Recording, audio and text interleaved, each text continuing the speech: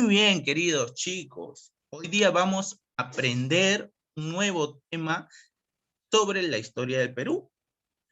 Vamos a, vamos a comentar lo que pasó en el virreinato peruano en la segunda parte. Hace poco hemos hablado de quiénes eran las autoridades que estaban en España, ¿sí?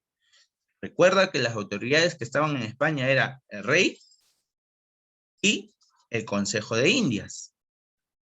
Pero el día de hoy vamos a hacer referencia a las autoridades que no estaban en España, sino que estaban en América.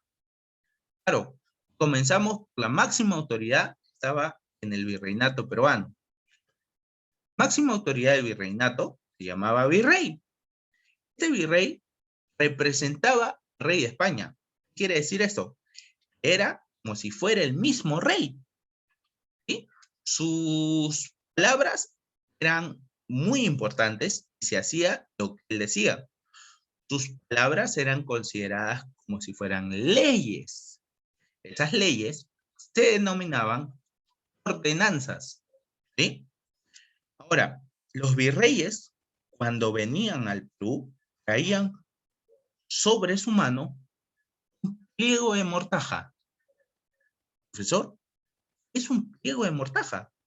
Un pliego de mortaja era un documento donde estaba escrito el nombre de una persona. Profesor, ¿y de qué persona?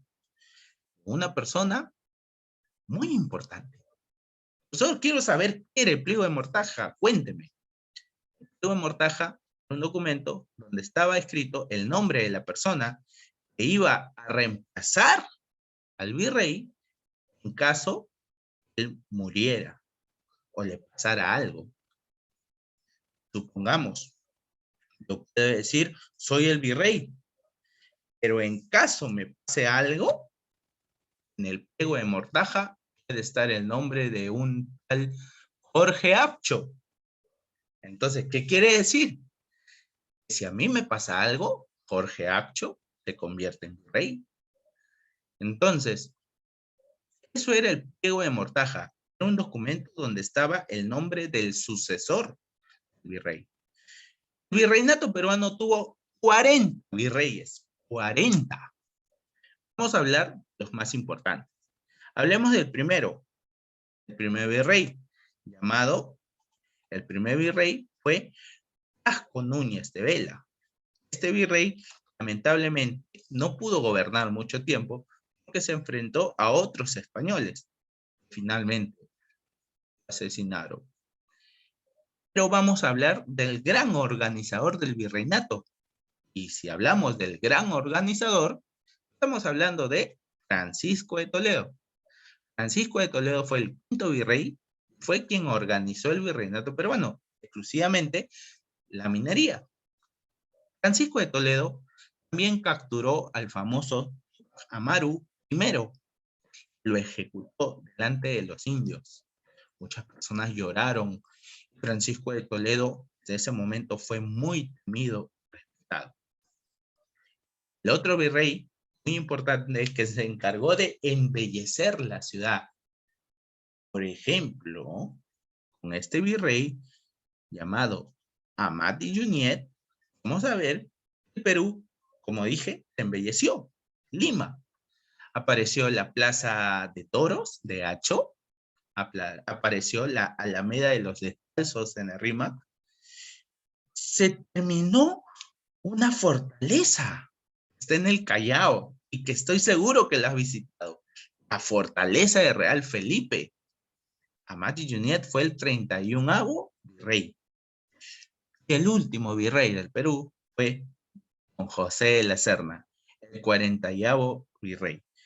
Con este virrey, Perú pudo lograr su independencia. El último virrey que tuvo esta etapa colonial. Ahora veamos otra institución del virreinato. Hablemos de la Real Audiencia. A ver, hablar de la Real Audiencia es hablar de justicia, justicia, esa que tanto hace falta en nuestros días. Los miembros de la Real Audiencia se llamaban oidores, oidores oidores. ¿Por qué? Porque escuchaban los diferentes casos. Además, en caso el virrey saliera de Lima o se fuera a España, la audiencia quedaba como máxima autoridad del virreinato. Era quien lo reemplazaba. ¿Sí? Si el virrey se ausentaba, no lo confundas con el pliego de mortaja. El pliego de mortaja solo se utilizaba si el virrey moría. En el caso de que el virrey solo viajara, se ausentara y no hubiera un virrey en Lima, entonces la audiencia asumía el poder. Hablemos de los cabildos. Estas instituciones son muy antiguas. También son llamadas ayuntamientos, municipalidades en nuestra comunidad. Su objetivo era velar el cuidado de toda una ciudad. Estaba a cargo, obviamente, un alcalde, era la máxima autoridad en un cabildo, junto con los corregidores. Esto es muy parecido a la actualidad. Hoy en día, como te digo, esta institución todavía se mantiene vigente y se llama municipios. Hablemos finalmente de la institución más súper odiada del virreinato, el corregidor. El corregidor se encargaba de gobernar las provincias. Así es, gobernaba las provincias. Él tenía una función: defender a los indígenas y cobrar tributos también a ellos. Esto es un poco dudoso, porque se sabe que muchos corregidores no defendían a los indígenas, sino que por el contrario abusaban de ellos. Qué cólera, ¿no? Ellos eran tan abusivos, tan déspotas, finalmente fueron denunciados y fueron reemplazados. Fueron reemplazados por las famosas intendencias. Las intendencias buscaron solucionar el trato que se le daba al indígena. Pero déjame decirte que no cambió mucho la historia de estas pobres personas. Bien, vamos ahora a demostrar todo lo que hemos aprendido en esta clase resolviendo los ejercicios.